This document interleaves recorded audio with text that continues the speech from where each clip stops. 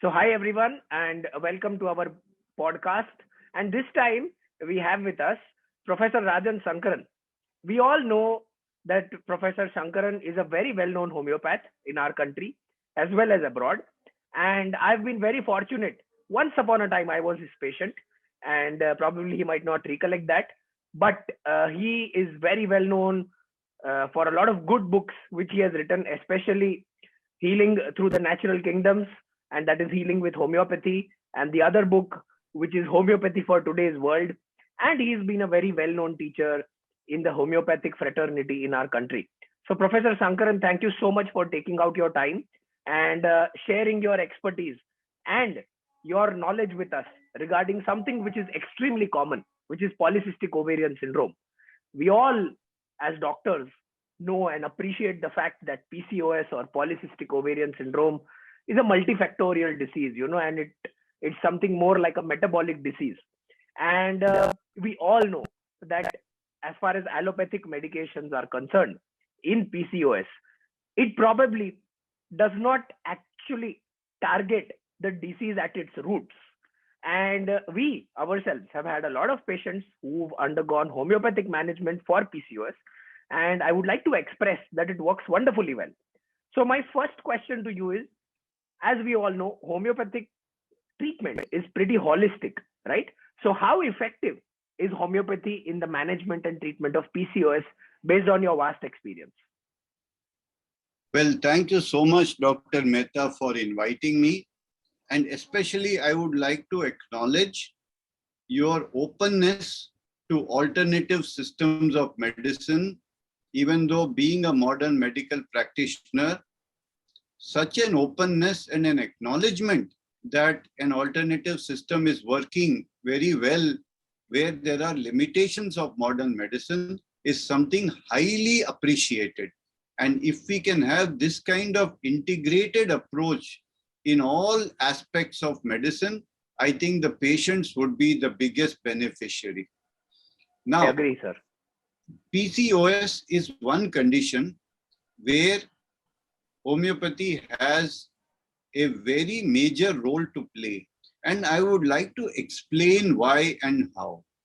You see, when we talk of PCOS, when we talk of a polycystic ovary, basically the problem does not lie in the ovary at all. There are cysts in the ovary that result from a hormonal imbalance. It may be an imbalance of a male hormone in the female system. It may be an imbalance of insulin in the person, etc. There are many theories about it, but basically it is acknowledged that the imbalance in the hormones leads to a kind of cyst in the ovary. And by treating the ovary, nothing happens. We have to treat the hormonal imbalance. Now, how does one treat hormonal imbalance? One possibility is to replace or bring hormones from outside, which is what modern medicine aims to do. But that does not really solve the imbalance. It is like feeding a beggar or doing something mechanical. We have to change the very system that is causing this imbalance in the body. Unfortunately, or fortunately, you can say, this hormonal system is not an individual entity. It is itself connected to the other systems of the body, such as the mind, the nerves, and the immune system, which together form what is called as a psycho, neuro, endocrine, immune system axis. Right. This psycho-neuro-endocrine system axis is like a cabinet of ministers. There is a defense minister, there is a home minister, etc. And the mind is the prime minister. So all these systems have to listen to the prime minister. You can say like this. And so it's the prime minister, which is the mind, who is ruling the roost over there and who is dictating the policies. And if the prime minister's policies are not good, everybody suffers.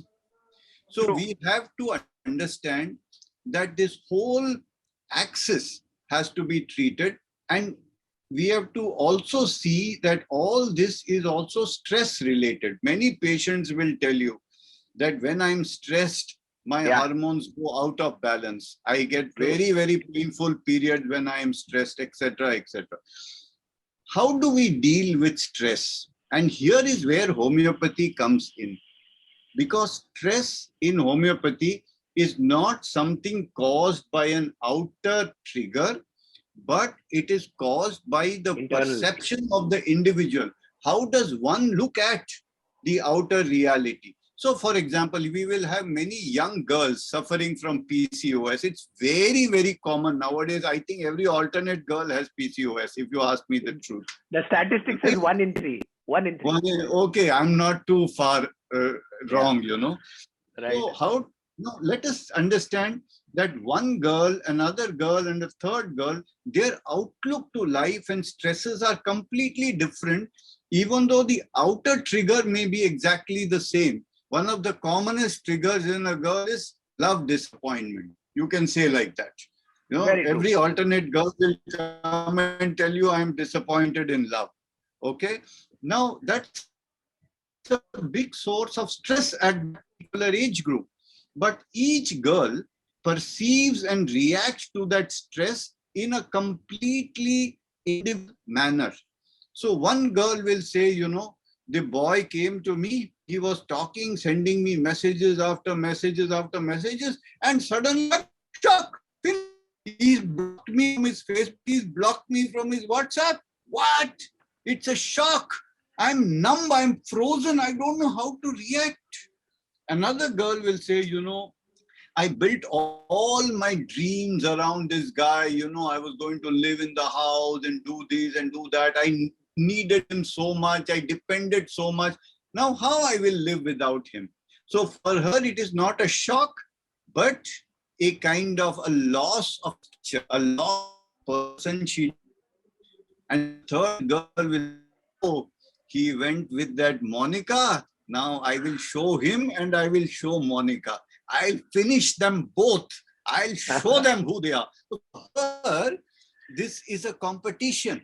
So these are the kingdom approach. So one is a plant kingdom, which is sensitive and reactive. One is a mineral kingdom, which is structure based. And the third is an animal kingdom, which is comparison and competition.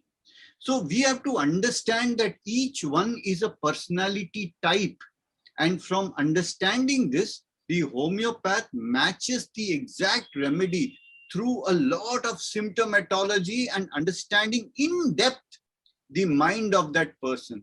And also the physical symptoms. We have to ask exact symptoms. What happens before menses, during menses, after menses, what dreams you get, what food you like, what type of perspiration you have, etc., etc. And understanding the mind and the body of that person, the homeopath selects the exact remedy for the overall disturbance, which is mind, nerves, endocrine, immune system. And with this, the entire imbalance gets automatically corrected. And not only the PCOS heals, but the person's mind also heals, stress also heals, immune system problems like catching cough or cold. Many times these are also connected with thyroid issues. You get hypothyroidism along with it. You get obesity with it. You get insulin disorders with it. All of these can be healed by a single remedy that matches that individual. And this treatment is long-term. And long-term, not only as a curative, but also a preventive of future problems, and completely changes the entire life of the person. And this happens invariably, but there's only one little rider to this, and that is the homeopath and the homeopathic remedy have to be accurately selected and matched, which is a skill. We cannot prescribe a patent medicine or over the counter, you know, this is it. We have to sit 1 hour, 2 hours, 3 hours to understand the person. And the good news is that in the last 20 years, homeopathy has made tremendous progress in terms of understanding people, methodologies, softwares, new remedies. We had 99 remedies in the time of the founder Hahnemann. Now we have more than 4,000 remedies. And all Wow. these remedies are forever. Our remedies do not go out of use. And Right. there are no side effects. And it changes everything. It's the most fantastic thing for PCOS. No, I'm saying that modern medicine has its strengths in terms of surgery, in terms of what emergency medicine. I'm not debating that at all.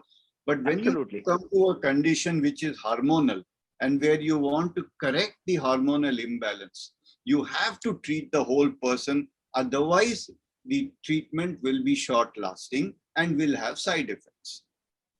From this, what I gather is that one of the most important things is the skill of the homeopath, right? He or she needs to be adept in understanding what exactly are the needs of that patient, and only then the therapy can be executed correctly for that patient. It is not that one size fits all therapy in homeopathy, especially for PCOS. Am I correct? In any disease that the homeopath handles, and we handle a variety of conditions, like almost everything. In every condition, we have to match the remedy exactly. And Okay. for that, we need to sit and really go with the patient into their entire emotional, status, we call Right. their mind state, and what is behind that. And now we have devised certain tools or method, we call it the wise processes, by which we can go deeper and deeper and deeper into the person's inner state and pattern, which is so unreasonable and so illogical, but it is what is the truth. That internal pattern which we come across in crisis situations, in dreams, etc., we have to go into that, and we have tools for that. Not only it requires skill, it requires training also. So Okay. therefore, we also train homeopaths, through various institutions and academies. For example, the Other Song Academy that we have in Mumbai, we train homeopaths in these clinical skills by showing Correct. them how we do it. Correct. One more question as a follow up to this. Is there a way in which homeopathy and allopathy can both be combined? Is there something like this for PCOS which you've encountered or experienced in your career? Well, absolutely. We have to let the patient have the benefit of both the pathies. Whenever there is a scope of one pathy, we have to. So, for example, I would say from my practical experience in PCOS, we can handle these cases purely with homeopathy without any kind of allopathic support. We Correct. can handle more. But for example, if the pain is so excessive that the patient is not able to bear it, Right. so, and they want to take a painkiller or an antispasmodic at that time, it is permissible. But Okay. the more you take homeopathy, the less you will need all these things, especially in PCOS. But of course, when we talk in a broader spectrum of many difficult diseases, you have, for example, so many types of cancers and multiple sclerosis and rheumatoid arthritis and this and that, which are very difficult pathological organic diseases to handle. Here, I think a judicious interaction and combination between modern medicine and homeopathy is absolutely advisable. If a person comes to me with let's say type 1 diabetes, I'm not going to stop his insulin or Right. something like that. Yeah. But we can see that in type 1 diabetes also, the person's complications can be reduced, his insulin need can be brought down, and this has to be done with a very good interaction between the two practitioners. Correct. So that is, but in PCOS particularly, homeopathy can handle it almost single-handedly. I have one final question. A lot of patients who have PCOS, they are referred to us as fertility specialists because they also suffer from fertility disorders. And that's very common for a PCOS patient to have infertility. What is your experience been? Maybe a quick answer to this in handling fertility for polycystic ovarian syndrome patients. Well, I can only speak from experience that a lot of PCOS cases that came to us with fertility issues, we could handle it and they could conceive. And obviously, when you're handling the underlying problem and things are getting solved, the chances of fertility exponentially increase. Of course, Absolutely. one cannot guarantee. Fertility is an issue which is in God's hands. I must tell you frankly. I think you absolutely. Sometimes you can do everything and nothing happens, you know. Correct. And yes, but we have good success even in fertility issues. Wow. Dr. Sankaran, actually, these are very quick podcasts, you know. So thank you so much for very quick and crisp outlook on PCOS, which you've provided in the last 12-15 minutes. I believe you have a patient with you, and she's been on homeopathic medications for PCOS for quite some time, and even she would like to contribute for a minute. So if we can have her voice, it will be very nice for prospective viewers. Sure. Yes, please go ahead.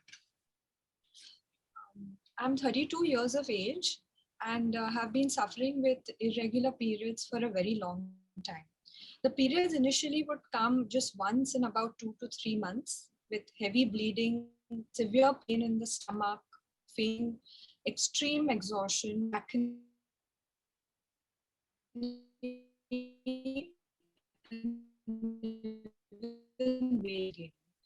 I was advised to start with allopathy as my symptoms were extremely severe. But everything, however, got even far more worse. And clearly the medicines had not suited me. This made me realize that I needed a more holistic approach and hence was introduced to homeopathy luckily.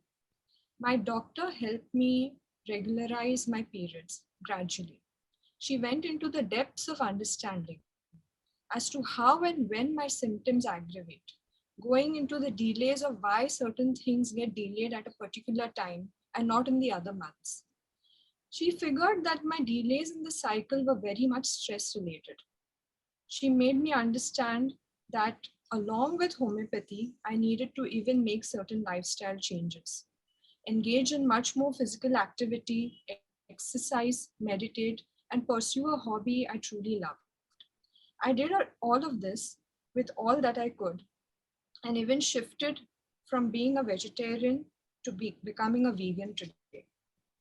Homeopathy, along with a vegan diet, exercise has made all the difference.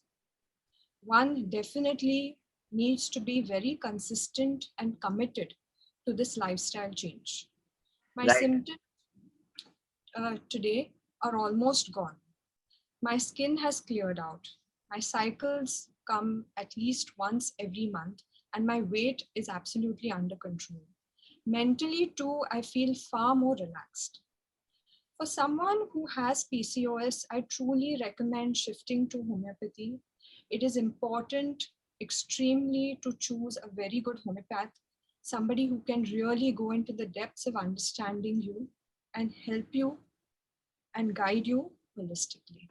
Wow. I think that's a very nice testimonial. Thank you so much, madam. And I really hope you do very well. And I really hope you recover very nicely from your disease. And I wish you all the best for the future. And Professor Sankaran, thank you so much for taking out this time, joining us. And I'm really looking forward to much more sessions from you on a variety of topics as far as homeopathy and gynecology or homeopathy in general are concerned. I hope we will solicit your time again in the future. Thank you so much for joining us. If I may add just one sentence more. Yeah. I also look forward, if you are open to it, to conduct double-blind random controlled trials on these conditions using homeopathy. And with your supervision, we can then very clearly establish how effective homeopathy can be in any condition. Absolutely. And I believe the time has come to look for the greater benefit of the patient, as we were discussing. And I hope what you just said about the trials becomes a reality. So thank you so much, Professor Sankaran, for joining us. And I hope all the viewers who have logged in have enjoyed this session.